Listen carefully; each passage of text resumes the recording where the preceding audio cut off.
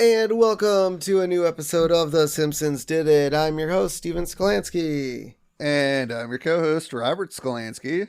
And this week, we're going to win an award. Ooh, what are we winning it for? Best Animated Podcast Series based on a TV show from the town of Springfield. We're not animated. I like to think I'm very cartoonish. Well, I mean, in that sense, yes. I was going to do the I Can See My Voice on TV because the Halloween episode and I can see our meters. That's animated, right? Yeah. But no, unfortunately, we haven't won that potty award yet. No. Also, I don't know if that's what the podcast awards are called, the potties. Ooh. Also, we're not going to win the award. Somebody's going to win the award for us. Oh, right, because I think the producers or the head of the studio thinks we're kids, and we can't do podcasting very well. I mean, we act like kids. Yeah, exactly. So this week, we're going to be talking Season 4, Episode 19, The Front, which is also a title of a Woody Allen movie. I'm assuming not based on this plot. No. Also, The Front is also another term for when somebody fronts for you. So, like, does something in, like, they do it for you, but use, like, you, like I said, you write something. But somebody else puts their name on it for you. It happens a few times in Simpsons episodes. There's a episode where Marge is like a plumber, but Homer fronts for her because the people are being sexist towards Marge. Yeah. And in this episode, well, somebody's being ageist towards Bart and Lisa. And we'll tell you who. Yeah. So air date, April 15th, 1993. So yeah, I think we only got like 4 more episodes of season 4, man. We're almost there. We're almost through the first 4 seasons of The Simpsons. Just like the year 2021, it's going by fast. Yeah. I mean, and just like Matt Groening and Mike Reese and Al Jean, they didn't think they were gonna make it past season 4 either. And look at us. Oh. We're gonna make it past season 4. Yeah, but it also took them 4 years. I know. Suckers. All right. So the recap this week. Bart and Lisa write Itchy and Scratchy cartoons using Grandpa to submit them to the studio. And then I like how Grandpa gets a job at the studio. He's just not like not a ghostwriter. It was like a freelance writer. He's he just gets hired. Yeah. Well, in this case, it wouldn't even be freelance. I think like he got a job. Yeah. Like freelance is like you do work for like in like television land. Because I know a couple people who do freelance work for TV stations where they're like employed, like they get paid by the station, but like they could do other work if they wanted to. Yeah. Yeah.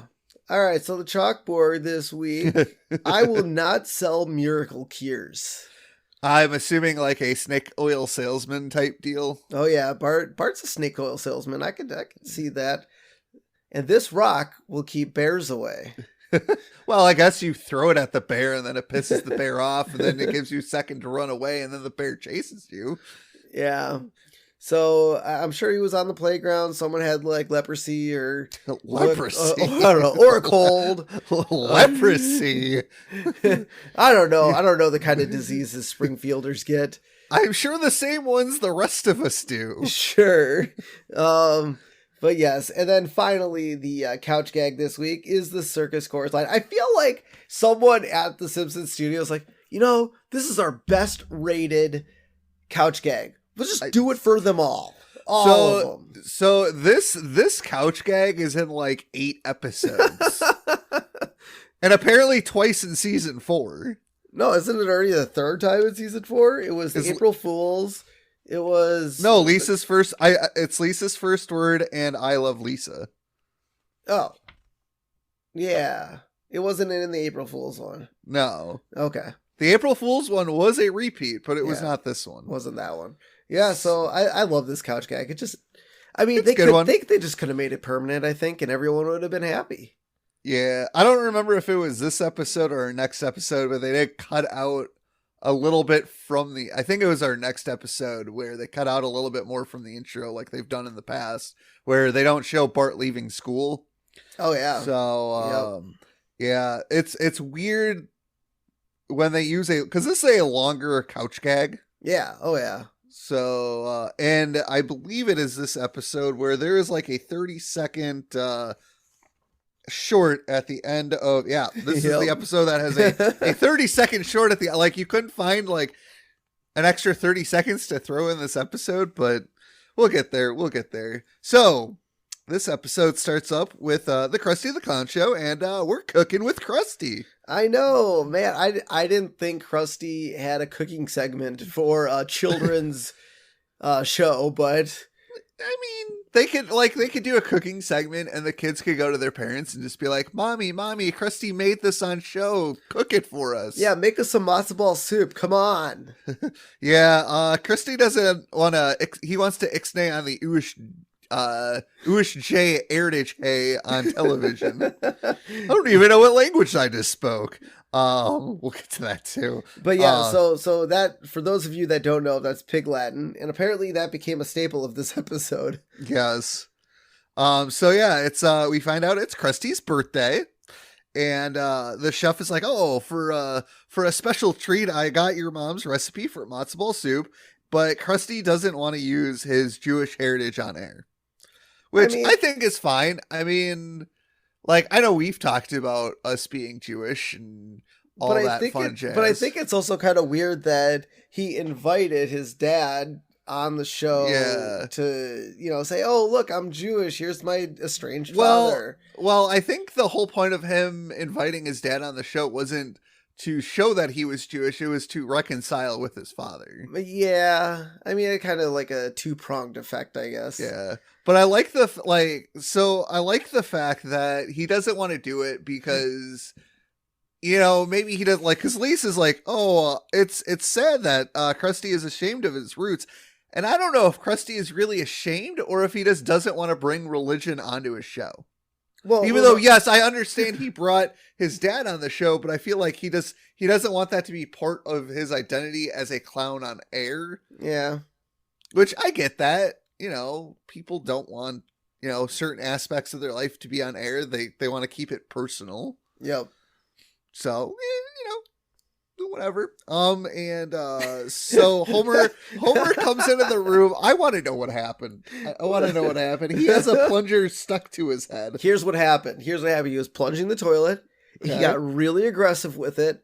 And then so you know how like the suction on it could get stuck to the inside of the bowl when you're plunging? Well, that's the whole point of it. Yep, exactly. But it got super stuck, and when he yanked it really hard, it flew up in the air and landed on his bald head and got stuck there next. I don't know, because this isn't the first time this has happened. Oh, it was also remember, he got a sugar daddy stuck to his back, and we have no clue how that happened either. Homer has this innate ability to get things stuck to him. Yep. So then he's like trying to pull it off his head, and he's able to get the stick off, but not the plunger. Yeah, well, man. Did he put glue to the plunger? Was he entertaining Maggie with the plunger? I mean, that could have been it. Like he stuck it to his head, and then it got stuck. And because we don't see Maggie in the scene. No, but I guess it is entirely possible that he was doing it as a gag with Maggie. Yeah. And he comes in and he's like, "Help! I can't get it off my head." And then Bart's like, "What are you going to change your name to when you grow up?" Lois Sanborn. And then pointing to his chest, Bart says, "Steve Bennett." Who the hell would want to be called Steve? Yeah. Who? Man, who wants to be called Steve? Man, who would dare choose or have such a name? I guess you didn't choose it. Mom I didn't choose it. But still, who? Anyways, so we get so we kind of get our intro into what this episode is going to be like. We get Itchy and Scratchy and Dazed and Confused. Which when did Fast Times at when did Dazed and Confused come out? 80s.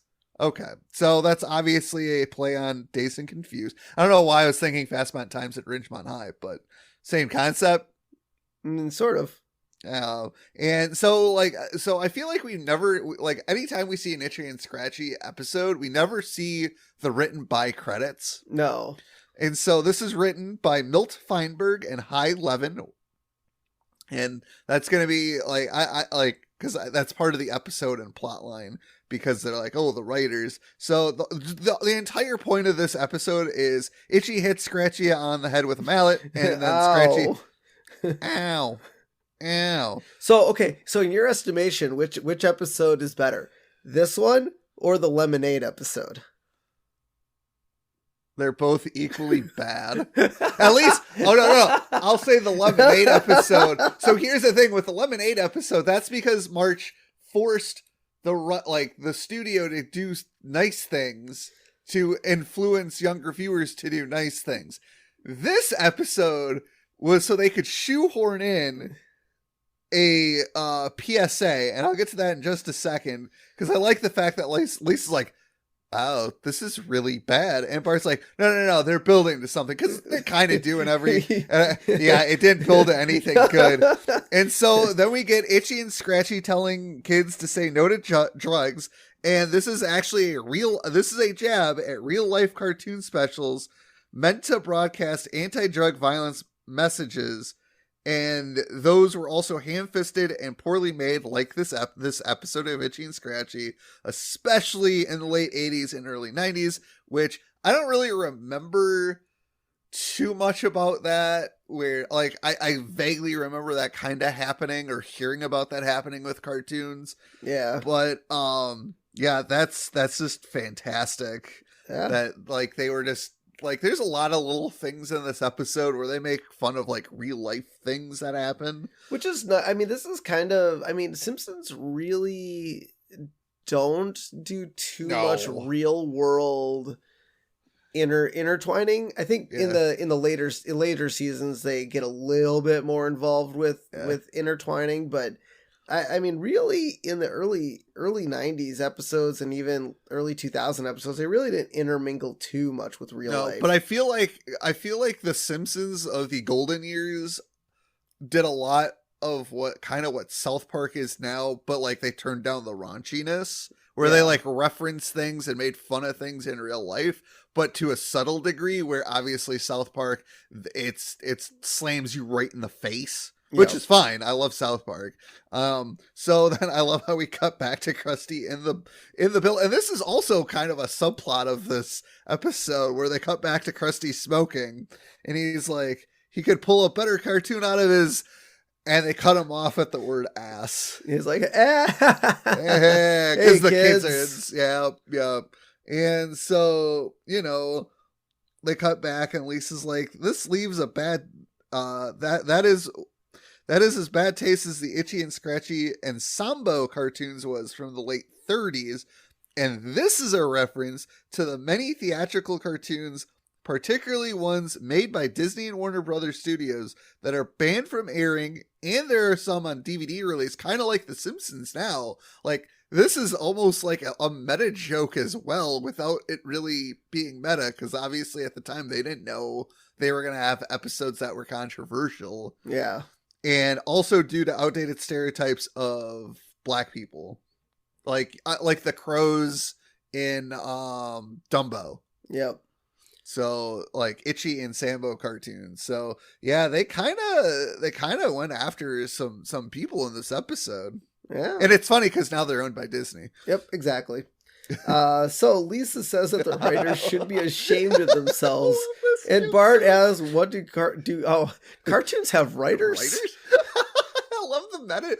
What is with the, like, this is like one of the very few instances that Simpsons do a meta joke, and I don't think they do it often. No. But yeah, the cartoons have writers? I don't think so. We're not in a cartoon, are we? And then Bart says they could write a better cartoon, because, I mean, hey, Bart and Lisa, they're kids, they watch numerous amounts of Itchy and Scratchy. And Yeah. I mean, I always, sometimes I feel like I'm sitting watching a show. I'm like, I could write this so much better. Oh yeah. I do So, that all, like even with movies too. I'm like, why I could write a better scene than this kind of thing. yep. And I like how Lisa ponders writing a cartoon, and Bart asks if he's thinking what she's thinking, and Bart says, No. She asked Bart if she is thinking what he is thinking. yeah, it's like, and yeah, probably not. And he's thinking of holding Santa at gunpoint and stealing his sleigh. I don't think Lisa was thinking that. no, and that goes definitely to Bart's character of wanting to do that. Yeah. Yeah. I mean, who wouldn't want to steal Santa's sleighs and take all the toys? Yep, exactly. Yeah. And so, now Marge says it's odd that they didn't send so Marge is going through, I like this. So Marge is going through the mail because that's what people did in the 90s. They went through the mail. I still go through the mail. Now people, my mail just what? now my mail just sits in a box and I collect it like once a week. Oh, because well, you still have to go through it. Yeah. And then she's like, first notice, second notice, some guys are coming. It's like, oh, Homer didn't pay his bills again. Yeah. And so, because apparently they're down on money again. Yes. And so then she sees a letter for a high school reunion. And I want to specifically point out, she says, our high school reunion. I watched that scene like 4 times to make sure I heard the words correctly. And this is the start of why I hate this B plot. Because first of all, Homer is older than Marge. Yep. We know this. And at this point in the series, there has never been discussion of Homer being held back grades. Yeah, because they weren't both, which is kind of weird though. Because when you look at the way we were, and Homer asked Marge to go to the prom, I mean, yes, you can always ask kids in younger grades to go. Yeah. I mean, you can, but majority of the time it's seniors asking seniors. That's usually what it is. I went with a junior for my senior prom. Yeah. But I mean, for Marge to say this is our high school reunion, it's just. Now, it's not to say at this point, because, I mean, well, no, Marge has had a birthday, and we know she's younger than Homer. Yeah, but I guess the only saving grace is we learn that Homer, we'll learn in a minute that Homer never graduated. So maybe this is also going to bug the crap out of me. So maybe he did get held. We never actually see him go through graduation. So maybe he did get held back a couple of years and fake graduated with Marge. I don't like that. Like, so clearly Marge thinks Homer graduated college. Like this whole high school or high school. Like this whole subplot to me, just because I've seen more Simpsons episodes.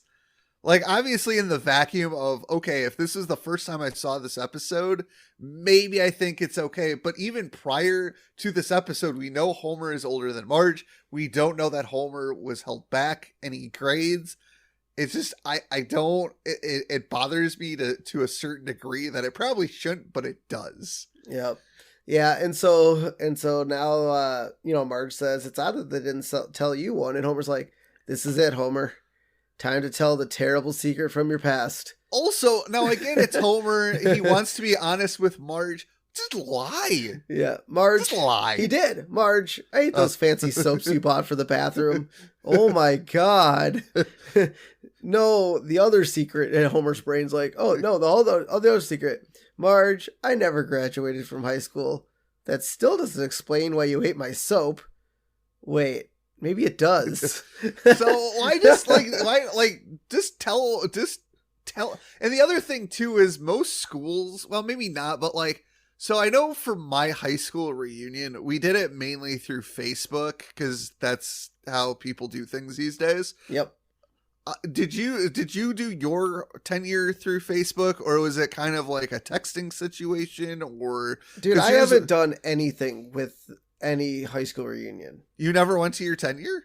Never went to my 10-year, 15-year, and 20-year is this year. It is, and I haven't heard anything about it, so I don't really care. I don't care. Yeah, well, I kind of wanted to go to my 10-year because there was a couple people I hadn't seen in since graduating that I would have liked to talk to.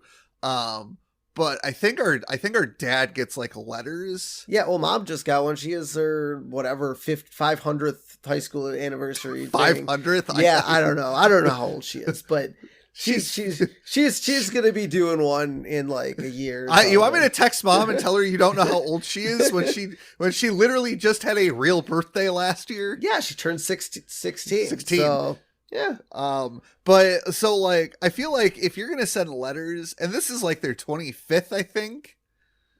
Yeah. Or like very close to it. Or something like that. How would you not know that Marge is married to Homer? Wouldn't you just send one?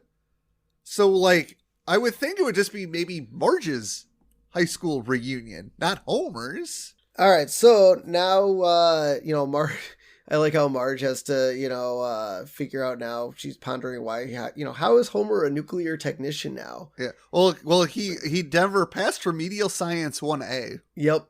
How do you not pass Remedial Science 1A? It's Homer. He has a crayon in his brain. Oh, yeah. Spoiler alert. Yeah. And then I like how he's like Homer tells her to ex-nay on the ukulele etition te. So now we've spoken twice Pig Latin during this episode. Yep. And then I like how Marge's like, Homer, what did you do? How does she not know what Pig Latin is? Is she dumb? Is she dumb by association? Maybe. It's Pig Latin. And I love how like Homer freaks out and doesn't know what he said. Yep. Yeah. It's I hate this B. I hate the B storyline so much. It's so bad. All right. So now we get How to Get Rich Writing Cartoons by John Swartzwelder, who's a writer on The Simpsons. Did he write this episode? No, he did not. Okay. So the writers of this episode are making fun of another writer. Got it. Yeah. Because, look he got rich by writing cartoons. So, it'd be a good book for him to write. Yeah. And then first thing, just to let you guys know, we're only going to give you the first thing. We're only going to give you the first thing to get rich. If you want the rest of the steps, you have to buy the book. Yes, or get behind our paywall, which we don't have yet. First thing you need to write a cartoon is a setting. So Bart's like a setting, and he looks out his window, or Lisa's window, because I think they're in Lisa's room, and he watches Homer trimming the hedges, and Homer accidentally trims off Marge's hair because she's sitting next to the hedge for some weird, like obviously it's just a plot convenience, and so he cuts off Marge's hairs with the hedge trimmers, and then he like looks at it, he finds a branch, sticks the branch into Marge's uncut hair, like on her head, puts the branch in, takes her hair, sticks it on the branch, and just kind of shifts it, and then runs away. Yep, that was really funny. But then Marge's hair has super growing capabilities because now it's full. It's funny. I love how it just never comes up the rest of the episode. Yeah. Like, Homer, remember that time that you chopped all my hair off when you were trimming the hedges? I get why they did it. Yeah. And then I love how like Bart's like, the setting should be a barber shop, which is, for Bart, that's kind of brilliant. Yeah. He put two and two together, cutting hair, barbershop. And so Lisa is like, all right, well, how about we have Itchy chop off Scratchy's head at the barbershop? But Bart's like, that's too predictable. It is. I mean, it is. That was a good idea. Good idea. Yeah. Good idea. But yeah, very predictable for Scratchy. And so Bart's like, well, how about we have Itchy pour barbecue sauce on Scratchy's head and then have Itchy dump flesh-eating ants on Scratchy? And he's like, and the rest writes itself. Now, my question is, do ants... Well, I guess it is kind of a sugar barbecue sauce. Yes. So I guess ants would have a field day with and it's also sauce. Flesh. It's also flesh-eating ants. So. Well, that's just so it eats through Scratchy. I'm just saying that ants go after barbecue sauce. Yeah, they go after a lot of food. Yeah. Good pull with the barbecue. I think the barbecue sauce was definitely a good pull. Yeah. So they finished writing the episode, and I love how like Bart's like, you should put my name first. And she was like, I disagree. All right, there's only one way to settle this. Oh my I suggest a race around the world. We'll meet in London at noon, and the Queen will drop the flag. Yeah. Lisa's like, look, there's only one way to settle this. Rock, paper, scissors. And Lisa's brain, Poor predictable Bart. Always take rock. And Bart's like, good old rock. Nothing beats that. Rock. Paper. Don't. God, that is probably, of this whole episode, one of my favorite lines. But there is a line in this episode that I use often. Very often. Yep. So now apparently there's a psychological trick with rock, paper, scissors, where if like you're like talking to the person, like you're about to do it, and you use your hand in a certain way, like maybe you have the number 2 on your hand, or like you ball it into a fist, or like open it, but like as you're talking to the person and you do that constantly, their brain will think of throwing what your hand looks like, and then you pick the thing that beats it. I don't know if it works, but there is apparently a psychological component to doing rock, paper, scissors in that manner. So if you want to try it on your friends and let me know if it works, I would be happy to know. So, they send their script to Itchy and Scratchy Productions, and Roger Myers is like reading over scripts, and he doesn't like it, so he has a secretary send a writer in, and he just made this weird, like, this scene like disconnected for me from this episode for some weird reason. It was a very big disconnect, and he makes fun of the guy at Harvard. And apparently the people at The Simpsons hate Harvard. Yeah, people that went to so Mike Reese and Al Jean were both writers at the Harvard Lampoon.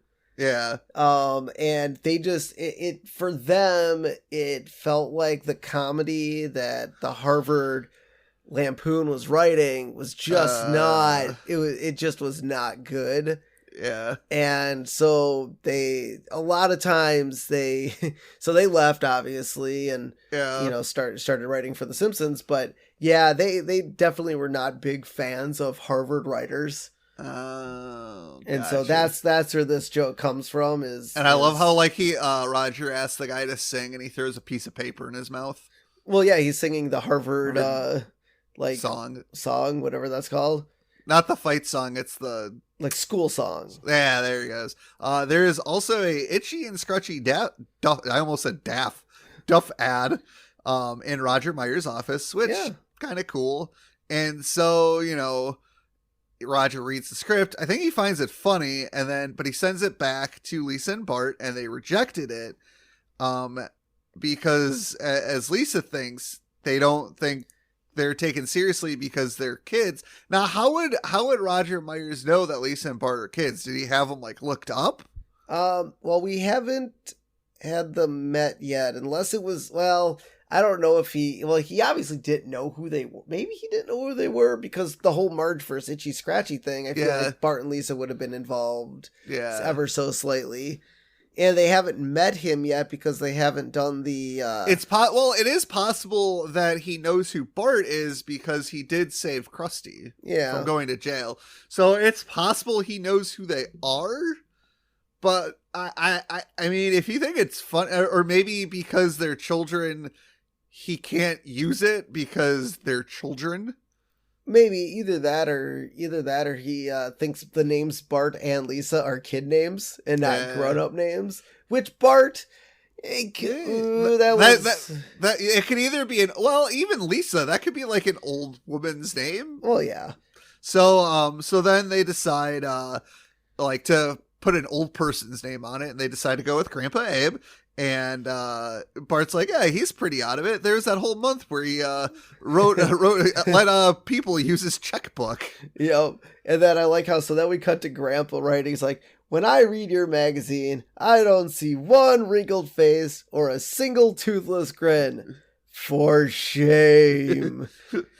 and he's writing a letter to the sickos at Modern Bride magazine.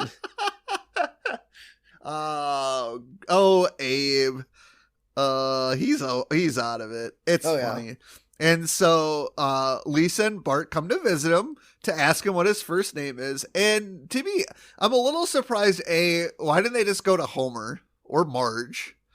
Because I don't know. I guess I don't. I guess I don't know why they went there.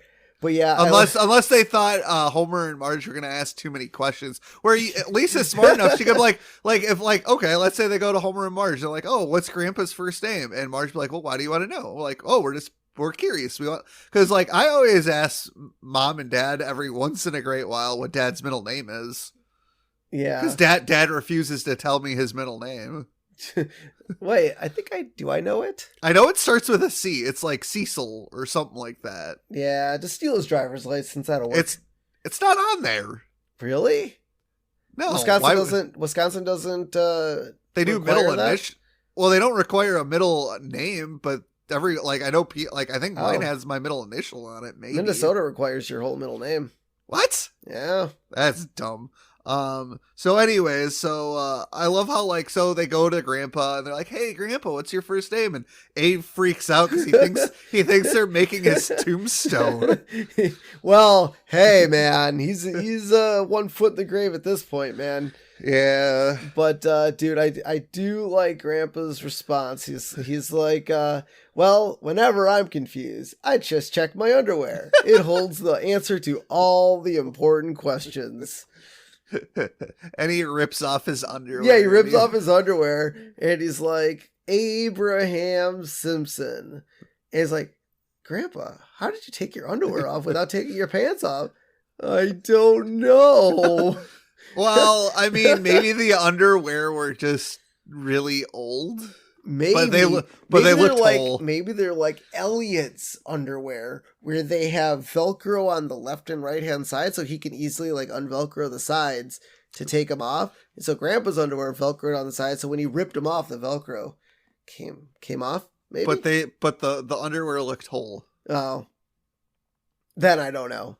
It's also a cartoon. I think that's probably a nod at Looney Tunes and stuff like that. But I love how Grandpa's like, I don't know.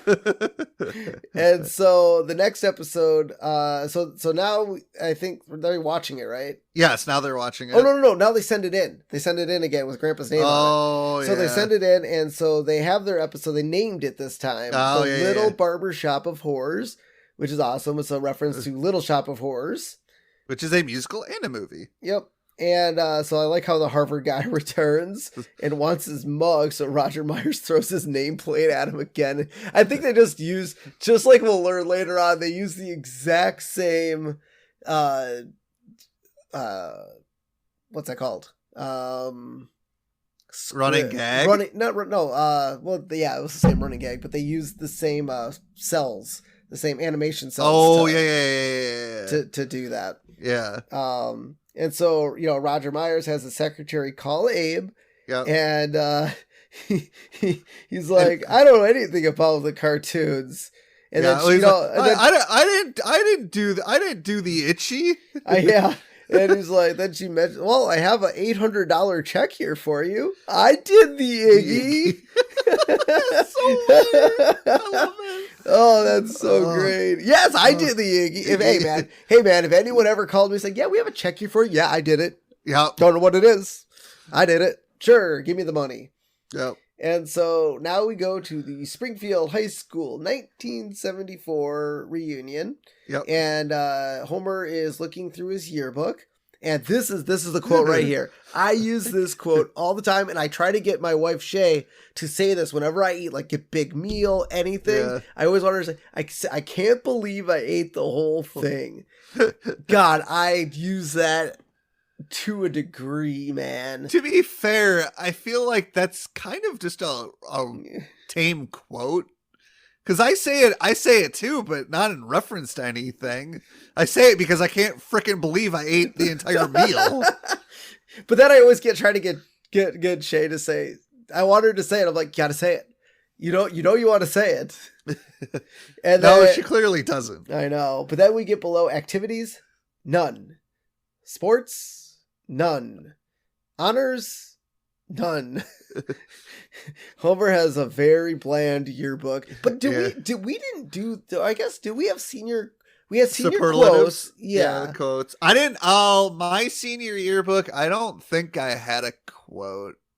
No, I don't. I'm trying Like to. my senior, like I know I put my senior picture into the yearbook because you could submit those, Yeah. but I don't think I know I think there's a few people in my senior class who did quotes, but I didn't like. I think for our senior yearbook, our parents could pay like extra to like say something nice to us, which clearly Yeah. our mom and dad were not gonna do. Yeah, I don't remember doing and I don't think we ever had like a senior profile like this where it said what sports Yeah. we did and There's high schools that do that. yeah, I don't think ours was. No. And so then, Homer sitting on the couch is like, it'll be great to see the whole gang, including Potsy, Ralph Malph, and the Fonz. And Marge's like, those are the happy days. And Homer's like, they weren't all happy days. and then I think he gives like a plot to one of the episodes. Yeah. That was so good. And then we get the class of 1974, and then their slogan apparently is, "Hey, sit on it." I think that might be from Happy Days. I'm not sure. I never watched the Happy Days. Oh, and then we I don't know if this ever would happen at any reunion. Like I said, I've never been to one, but the Principal Dondelinger was at the front entrance greeting everyone. I don't know if that's a normal tradition. No. Well, because I know for a fact my 10-year high school reunion wasn't even at the high school. It was at some restaurant. Did the principal even show? Probably. I didn't go. Oh, right. I don't know. Probably not. Why would we invite the principal to our 10-year high school reunion? Yep. And I like how he greets Marge as Mrs. Bouvier. Yeah. Like, apparently, well, I guess she doesn't have to know her whole life story, I guess, but... Yeah. But then he's like, "Sir, we're not letting in any of the vagrants. But if you'd like to sleep in the school or get a free meal or whatever," Yeah. and he's like, he's like, "Don't." He's like, "Oh, Simpson." How does he not recognize Homer? I know, that's kind of weird. And then because Homer was a troublemaker in high school. Like, yeah, principals don't forget those people. No, not at all. Homer, I guess, is forgettable. But then we get into they're having apparently a dance, like it's a school dance of some kind. Like I said, never been to a reunion, don't know how it works, but they're doing the hustle. Okay, sorry. Yep. And then so now we see Artie Ziff walking up. Where first of all, he's not voiced by John Lovitz this episode. He's voiced by Dan Castellaneta, and not only that, but does he really look like the Artie Ziff from The Way We Were? I mean, a little bit, but I think the future episode when we see Artie Ziff, it looks more like that. But I think this episode, he just did not have he had the Artie Ziff appearance, just not really the Artie Ziff look. Maybe it was a fake Artie Ziff. I mean, it wasn't voiced by John Lovitz, so yeah. Maybe because he's super rich, he like has a clone. Yeah, maybe but the clone doesn't look like him. And so I like how Artie just, is all stinking rich and tries to rub it in Homer's face. And Homer's like, "Well, I bet you traded it all in for one night with Marge." And Artie Bow's like, "Yes, I would." And Homer's like thinking about arranging it. And Marge nudges, "What?" I mean, to be fair, if he's going to give it all up to Homer. For one night. Hey, for one night. No, you don't do that to your wife. Oh, damn. I didn't realize that. So then we get the class clown. He's performing the Cheech and Chong Dave's Not Here sketch. Dave's not here, man. And I love how Homer's like, "Homer's not here, man." He's like, "Yes, yes." So now apparently they do awards, which apparently is a thing at high school. Now, I remember my high school year, we did vote on awards before like the end of high school, which basically is just a popularity contest. Yep. And so Homer wins an award for most weight gained. And I love how Homer's acceptance speech is like, "I discovered a meal between breakfast and brunch." I had to rewind that because I thought I didn't hear it correctly. I think didn't he also invent a meal between like brunch and lunch or lunch and dinner? Lunch and dinner. Brenner. Yeah, I think he. No, that's a real thing. Oh, is it? Yes. No, but I think that is in a Simpson episode where he discovers a meal between lunch and dinner too. Well, I know in Scrubs they do breakfast for dinner, and they call that Brinner. No, that's that's completely different. But having pancakes for dinner. Anyways, who doesn't want to have pancakes for dinner? And then Homer also wins for most improved odor. Hey, that's a good award. Yeah, I think Homer should be very proud of that one. Yes. So then we see all of his awards on the table, and he has oldest car, most hair lost. Wait though. Are you sure? Because he doesn't still have his green car that he had. Well, we don't know how old his pink car is. Well, no, but it wouldn't be okay. But you don't know what, how do they know what year Homer bought that pink car? I don't know. Most hair lost, and then lowest paying job. And I was like, but he's a nuclear technician. So I looked this up, and according to Indeed.com, as of October 6th of 2021, the average salary for a nuclear technician is $63,000 a year. So this is 1993. I don't know what inflation is. So he's probably making like 35, 40 a year, which is pretty good for 93. Yeah, that's pretty good. I would say if I had a guess, it's probably between 35 to 40,000 a year. What's Homer blowing all his money on? Well, he's not blowing it on anything. They said it's the lowest paying job of anybody at the reunion, which I find hard to believe. Oh, very hard to believe. That's a bad award. I don't agree with that. Unless they thought he was still working at the drive-through. Yeah, but okay, look at his awards though. Okay, so most lost hair, that's visual. You can see that walking in the door. Yes. Oldest car? I mean, if you saw him driving in his pink car, you don't know when he bought that. Yeah, unless everybody else has like brand new frickin' cars at their reunion. Yeah. Also, how do they find out all this stuff? Like, do they send out and a reminder? He didn't even get an invite to this reunion. So why does he have all these awards? I told you this B storyline is garbage. Oh my god! And then on top of it, as they're about to hand out another award, most likely going to Homer. Oh no, he did win it. Yeah, for traveling the least to get to the. So everyone got out of Springfield. Everyone, and then but like when Marge didn't get out of Springfield. Yeah, so why didn't Marge and Homer both win this award? Because they both came from the same house. Like, how bad was this reunion committee putting this reunion together? God, it's so bad. So and then he wins the award for traveling the least to get to the reunion, which apparently Marge doesn't qualify for. And the principal interrupts to tell everybody that Homer never graduated, because apparently this was the point that he went through the permanent records to find out Homer never passed remedial science 1A and he never graduated. The principal would know this in 1974. Right? He should have known that when Homer walked in the front door, because he was greeting everyone. How do you not, Homer, if Homer never graduated, I'm fairly certain the school sends you a notification, hey, you didn't earn enough credits to graduate high school. Yeah, but here's the other thing. So I'm guessing the person that sent out the invitations went through the permanent records to find out who gets an invitation. The principal didn't send out the invitations. So but he's the principal. But he's the principal. He should know. And why do they still have the permanent records from 1974 at the high school? Well, I think they keep all of those for everybody for years, unless the school burns down and the permanent records are destroyed. I don't know. It's just, don't get me wrong, there are funny parts to this B plot, but the problem is they don't make sense. Look at this. It's a 7-foot Wookiee on Endor.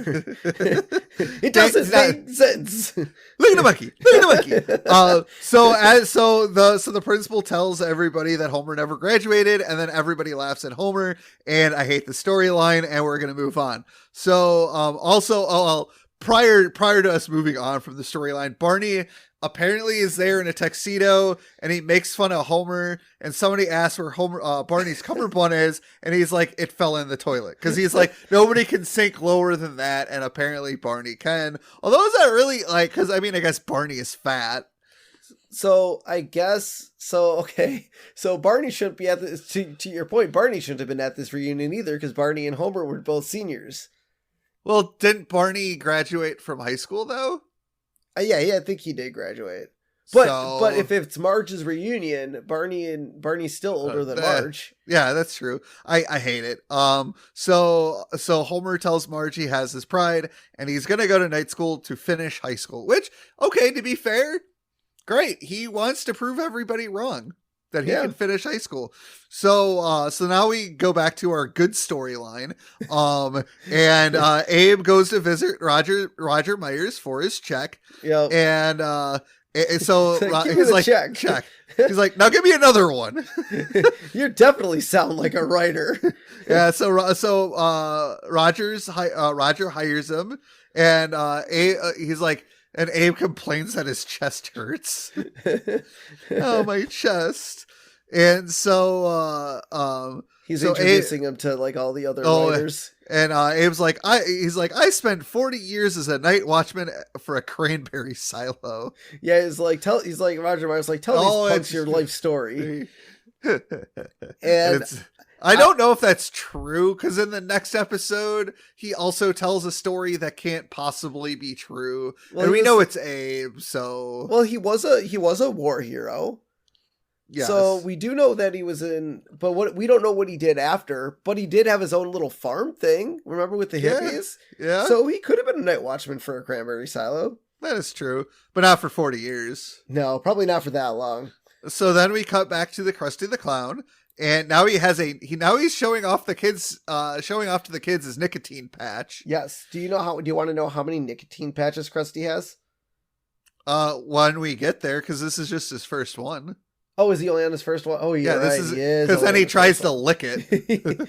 I don't know if that's the way to get nicotine out of. No, because doesn't a nicotine patch just injects the nicotine into your body? Correct. So the whole point of the patch is so when you're craving a cigarette, you put the patch on, and it gives you. I think it gives you a lower amount. Amount than what. Because the whole point of a nicotine patch is you crave the nicotine, you put it on. It gives it to you, but it gives you a less dose, and it's supposed to wean you off of not smoking cigarettes. Yes.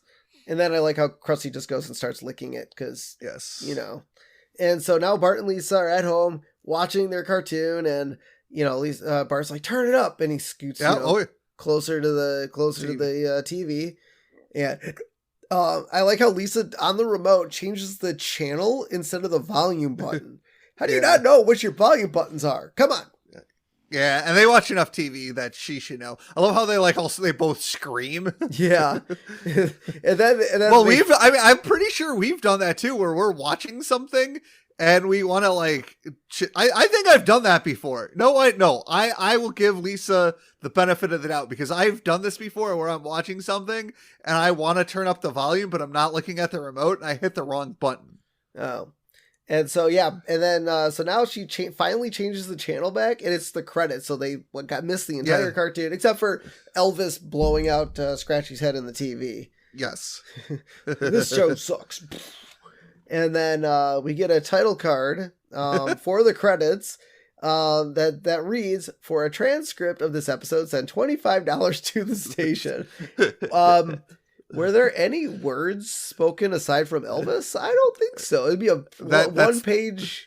Not even a one page. And I like, to be fair, when Roger Meyer is actually flipping through the Itchy and Scratchy script, it looks like a, 30, 40 page script. Well, so here's the thing. Even with an animated show with even no words, you still have to write a script, because you have interior, exterior, like the actions of the characters in the show. Like even in silent films, they still had a script. Well, I know that, but I don't think it's gonna be 30, 40 pages long. No, it'll be like probably 5. Well, I do like, this kind of reminds me of another Groening property, Futurama, where the single female lawyer episode where Fry writes the script. He's like, it took me an hour to write, I thought it would take an hour to read. Yeah. All right. And so besides copying the Simpsons credits, the Itchy and Scratchy credits also parodied the sequence scene at the end of many TV shows produced by the late Stephen Cannell, where Cannell sits at the typewriter in his office and throws a sheet of paper into the air with it forming parts of his production company's logo. So in the episode, Itchy and Scratchy are seen at a desk. Scratchy pulls a sheet out of his typewriter, throws it into the air, where it forms an I and an S for Itchy and Scratchy Productions logo. Yep. Nice. That's kind of cool. I like that. Yeah. Neat little reference. Yep. And so now we can cut back to the Simpson house, and, Bart and Lisa are sitting there, and, Homer walks in. It's like, I want to tell you kids a secret. I never graduated high school. Well, no. So he's Bart's like, says, well, we'll still have our love and respect. Yeah. And, Homer tells Bart at least about not graduating, and Bart just laughs. And then, as ensued, Homer chokes Bart out for laughing at him. For not graduating high school. To be fair, Bart, you're not going to graduate high school. You're a male Simpson. We don't know that. He could become Supreme Court Justice in some future, reality. Remember, the Simpsons live in a multiverse. And one of those multiverses, Bart becomes a Supreme Court Justice. This is true. Yep. And so I like how Abe just randomly drops by the house, all dressed up in a suit, to tell Homer that he's got a job, telling a cat and mouse what to do. I mean, technically that's true. Yeah. He does not like, literally he does not tell a cat and mouse what to do, but... Right. He, apparently he is well enough to know that, apparently that's his job. That's what he does. Yeah. And so I like how Homer imagines wheeling Grandpa off to the nut house because, that's... I mean, to be fair, if I came to your door in a nice suit like that and I told you, hey, Steve, I got a job telling a cat and mouse what to do, you would think I'd gone crazy too. Yep. And so now we get Bart and Lisa telling, what they did. Yeah. And then, Lisa's like, well, then we put your name on the script and send it in. And I like how Bart's like, did you wonder why you were getting checks for doing absolutely nothing? I was like, I figured because the Democrats were in power again. Which, I mean, overall, that's usually, I would say, true. But in the year of 2020, when Trump was in office, and obviously he had very little control over it. I mean, there were people that got the unemployment checks, the bonus $600. The stimulus checks? Yeah. Well, no, not the stimulus, the unemployment checks. That was all, but the thing is, that was like passed by Congress. Exactly. So the Democrats. But to be fair, that took a lot of hair pulling to get that done. But anyways. Yeah. So, but yeah, I mean, it's half true. But yeah. I mean, actually, during the airing of this episode, yes, they were in. Yes, well, Bill Clinton was president by this time. Yes. Yep. And so Lisa suggests that Bart, keep writing the episodes and they can split the money 3 ways. And Abe's like, well, I better sleep on it. And then falls asleep because he has to sleep on it. Yep. And then Bart wakes up Grandpa and asks why he woke him up because he was having a nice dream about being the queen of the Old West. God. And then, Bart asks if they have a deal, and Babe's like, yeah, sure. And then falls back asleep. And then we see his dream where there's like two cowboys dueling over him. And he's like, you boys can both have me. And they're like, okay, yay. And shoot off their guns. Yep. Yeah. That was so good. That was really good. And so Roger invites Lisa and Bart on a tour because they're at the studio helping Abe write the episodes. Yeah. But I'm assuming Roger Myers just thinks, his grandkids are here to visit. Yes. And so now he wants them to come out on a tour, and he asks Abe, do you want to come? And Abe's like, are there any stairs? And Roger Myers says, 1. Nuts to you. I love it. It's great. So now Roger Myers is showing Lisa and Bart around, and Lisa's like, man, it must be really expensive to produce all these cartoons. And Roger tells Lisa that they sometimes cut corners by having the animators reuse the background over and over and over again. And as this is happening, all we see in the hallway that they're walking down is a push broom lady a door, and a water cooler, which we see 4.5 times in the exact same order. Yeah, because they're making fun of the fact that animators use the same background, and I love it. Well, I mean, they always did that in Looney Tunes. Like when Roadrunner and Coyote would run past things, it would always be the same thing. Now, to be fair, the Simpsons, up to this point, have used quite a few reframed cells to cut time. I mean to be fair, they've also used the same couch gag like 5 freaking times. So yeah, exactly. Yeah. So now we cut to the Adult Education Center, where Homer is retaking Remedial Science 1A, and his teacher is Principal Dondelinger. Because he the reason he is the teacher is his wife just passed away. And he thought teaching would ease the pain, which, okay, that's fair. You don't want to be home by yourself, and you want to be surrounded by other people. And I love how Homer asks him if it'll be on the test, and he's like, no, Simpson. And cut back and he erased dead wife on the notebook. That was good. And so now we cut back to Krusty the Clown, who is covered in nicotine patches. And how many nicotine patches is he covered in? Okay, so Krusty the Clown has 27 nicotine patches that are visible, mind you, on Krusty. I love how he yells for Mel to put hey, another Mel, one bring me another nicotine patch. I think there's some space on my butt. Oh my god, I love that running gag through this episode. Yeah, because the first scene he's smoking, and then the next one he's got one nicotine patch, and now he's got several. So now he's here to introduce another Itchy and Scratchy cartoon called Screams from a Mall, which is obviously written by Abe. And so in this episode, Itchy nails Scratchy's feet to an escalator, and so Scratchy goes up and he is skinned by the escalator, and Itchy takes Scratchy's fur into a fine fur store and sells it, and a man and a woman come out, and a woman has bought it. And so Scratchy just in his body, but without his fur, stands there, and he's like, he wants his fur back, and they give it to him, and he walks outside, and there's protesters for fur is murder, and the people beat Scratchy to death with their signs. First of all, I like how Scratchy just didn't put his fur back on. He wrapped it around, his neck. Second, that was definitely a huge fear for a lot of people, getting caught in an escalator. Yes, because that damn kid is back on the escalator again.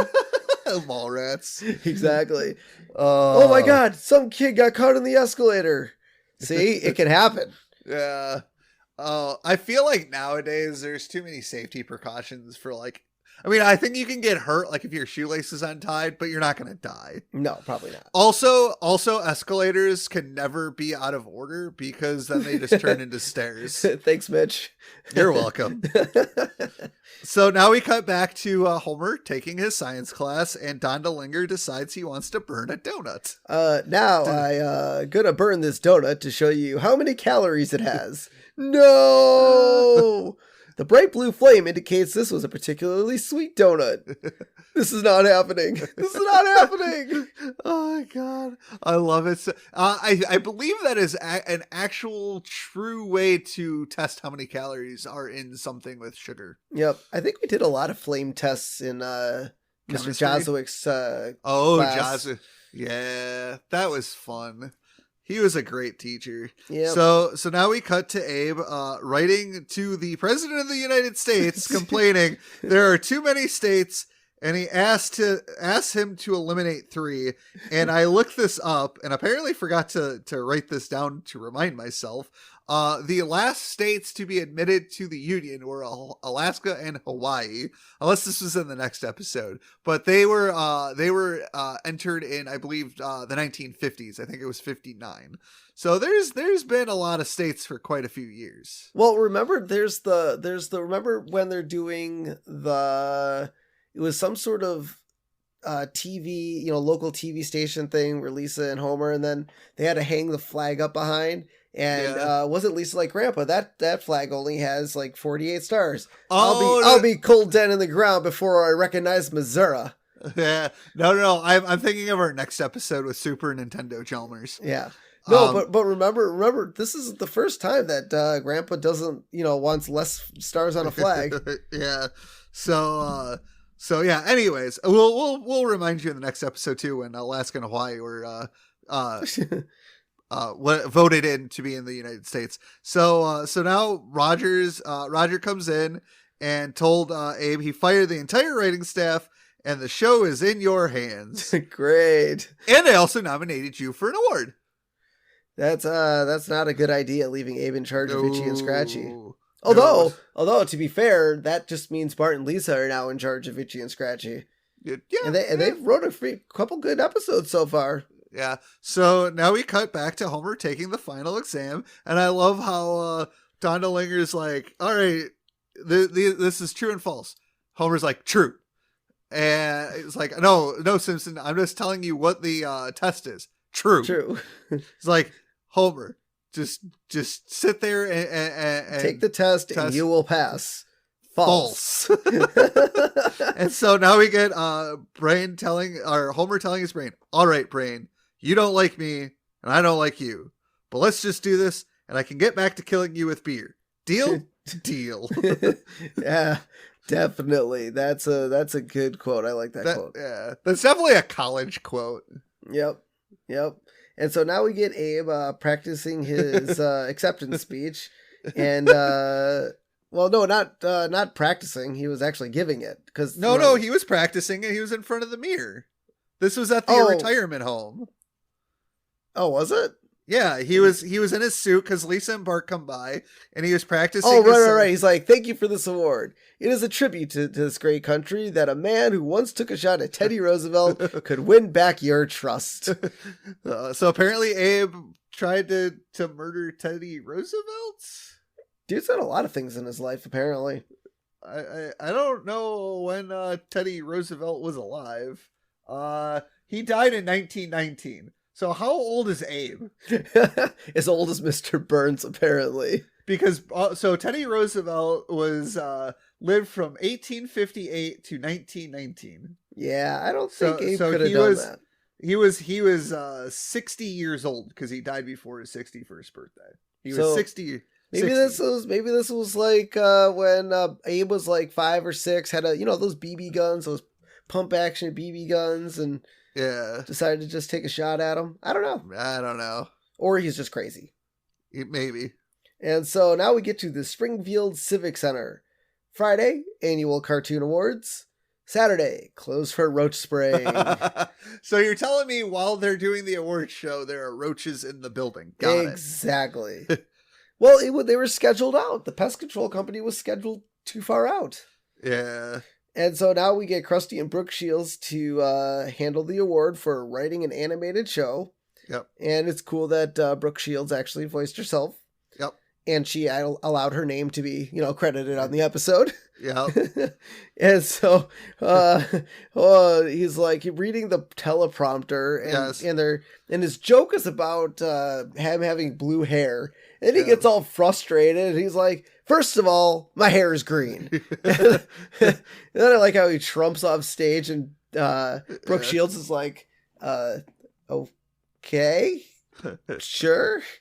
And so now we get the nominees for Best Writing in a Cartoon. Yep. Animated series. Animated cartoon is an animated series, but sure. We get Strogdar, Master of Acom. And we see that this is obviously a parody of He-Man and the Masters of the Universe.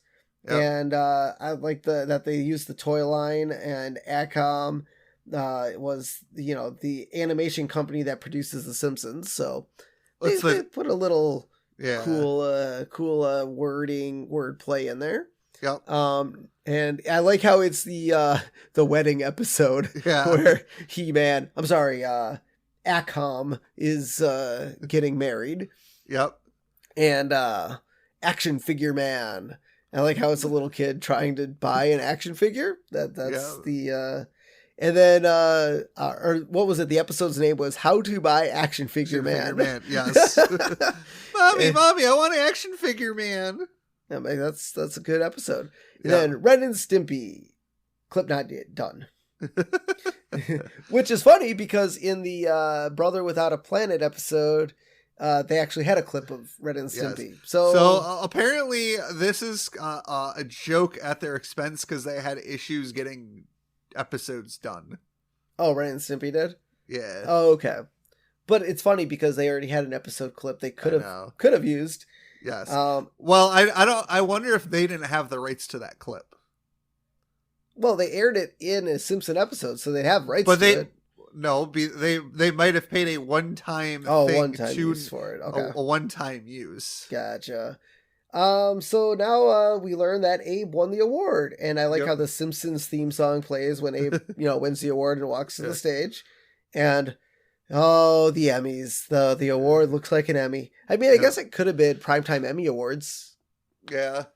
And I like how Abe had no idea what the cartoon was. This was the first time I've ever watched Itchy and Scratchy, and I have to tell you, it was absolute garbage or something. Yeah, you people should be ashamed of yours. Ashamed. And so he goes back to his seat. He gives the award to Lisa and Bart, and the three of them leave. And Bart says he will never watch another award show again unless that delightful Billy Crystal is involved. And obviously, Billy Crystal has hosted the Oscars several times. Yep. Several times. So now we go back to Homer, and he's graduated from high school. And he says at the next reunion, he will have nothing to be ashamed of because he graduated. So now we're in the future. It's Springfield 2024, which is only there. We're almost there. We are 3 years away. Holy crap. And it is now the 50th reunion, and there is no saying on the banner. And somehow Don DeLinger is still alive. Because this is 25 years in the future. I have to imagine so if this is 25 years in the future, that would be 90, what is that? 99? Yeah. So wait, the first episode took place in 1999? Because wasn't it their 25th year anniversary? Or 20th? It must have been 20th. Yeah, it had to have been 20th. It was 20th, yeah. Okay. So this is 30 years in the future. Don DeLinger had to have been what? 60? 50s, 60s? 70? I think he had to have been 70 by that time. Because if it was 20 years after they graduated, even if he was a principal at 40, okay, 60, this is 30, he's 90. Okay, I guess he could still be alive. Fine.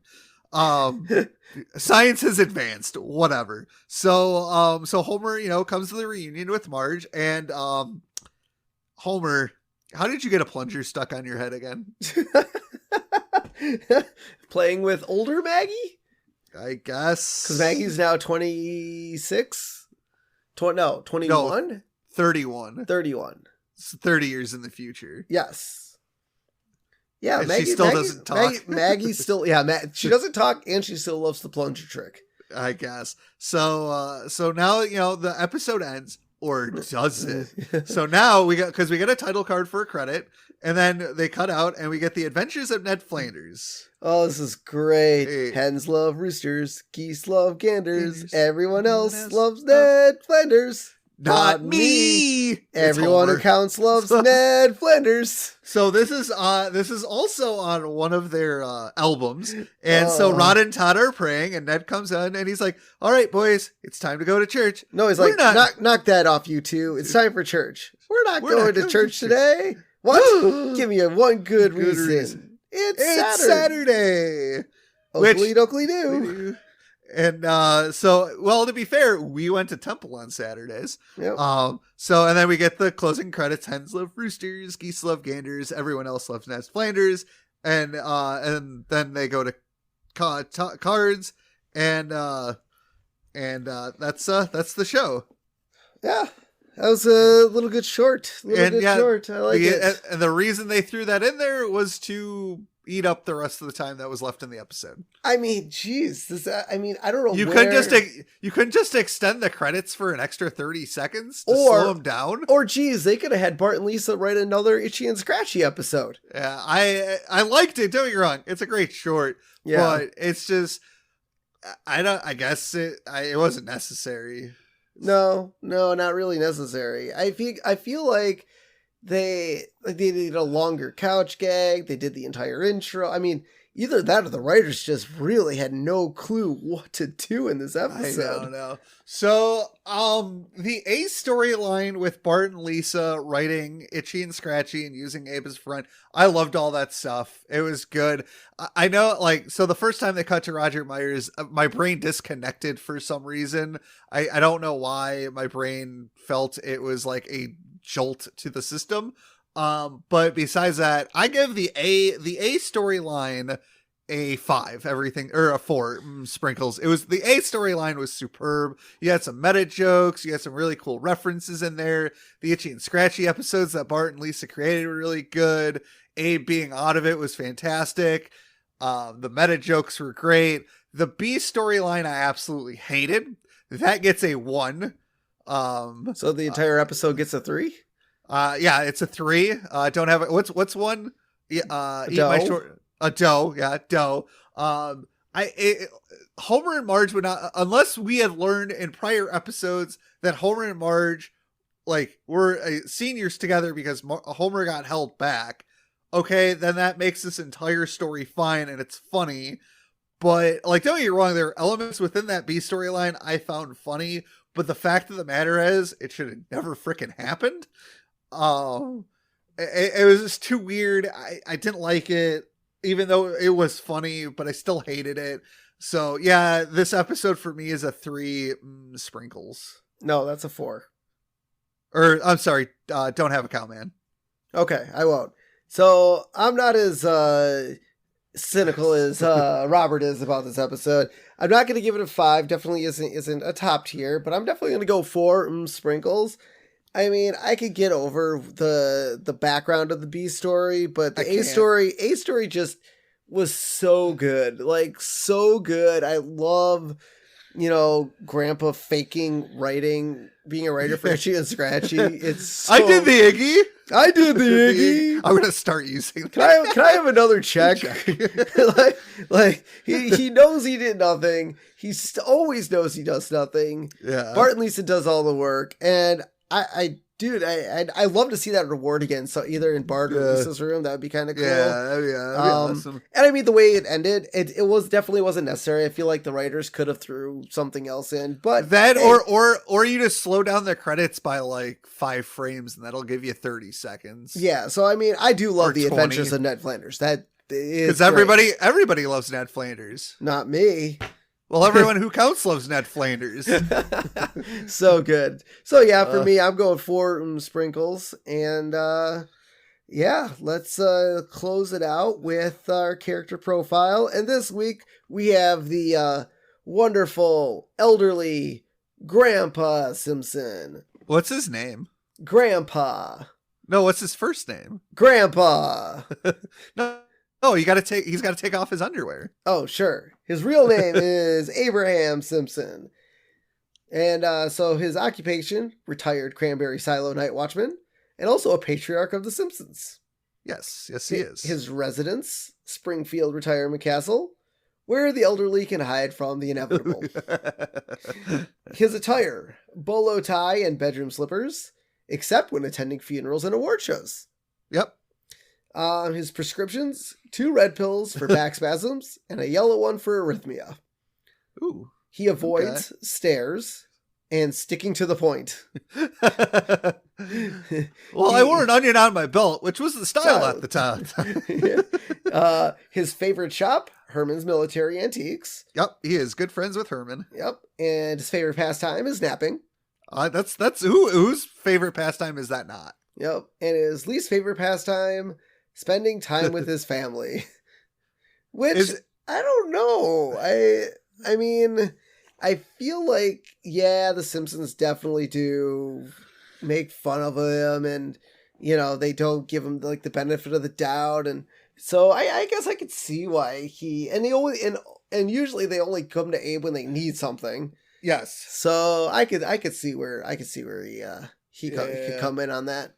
So, where can everyone find us? Well, everyone, you could come to our social medias and hang out with us.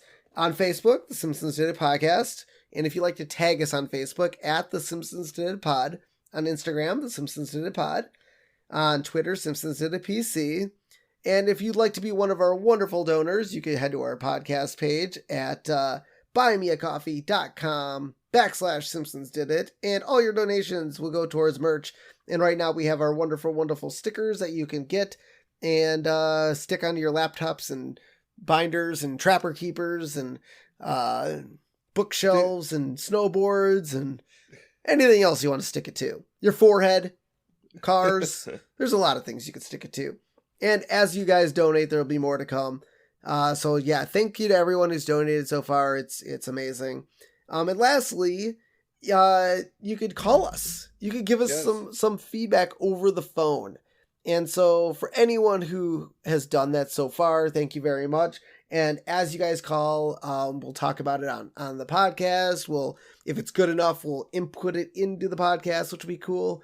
But yeah, you could call us at 612-584-0986. So head over there, call us. Jaden, who was on our last podcast or a couple podcasts ago, did the voiceover work for the voicemail. So anything else, just call the phone number to hear Jaden do his amazing impersonation. I'm not going to tell you what it is because I want you guys to call the number. But yeah, head over there and at least give it a listen because it's absolutely hilarious.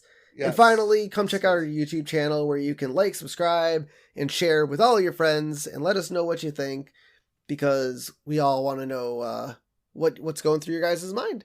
And also, this is the last thing I'll mention before we sign off.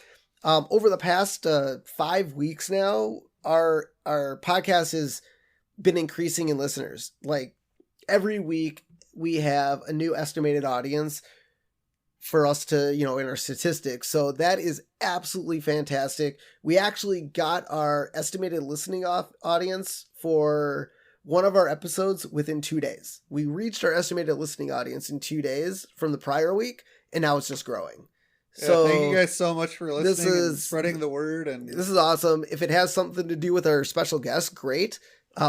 If you're a celebrity that actually listens to our episode and you want to be a guest, feel free to reach out. We love Simpson fans as guests on our podcast. You don't have to be necessarily involved with The Simpsons, but as long as you're a Simpsons fan, absolutely, we would love to have you on for an episode. And we will be starting to take requests for season 5 at the airing of this. So this episode, obviously, if you're listening to it, came out on December 5th. We're going to start recording season 5 episodes in December. So definitely come and email us or send us a message and let us know if you want to be a guest on an episode. So until next time, I'm Steven Skolansky. I'm your co-host, Robert Skolansky. And this has been The Simpsons Did It. Shh.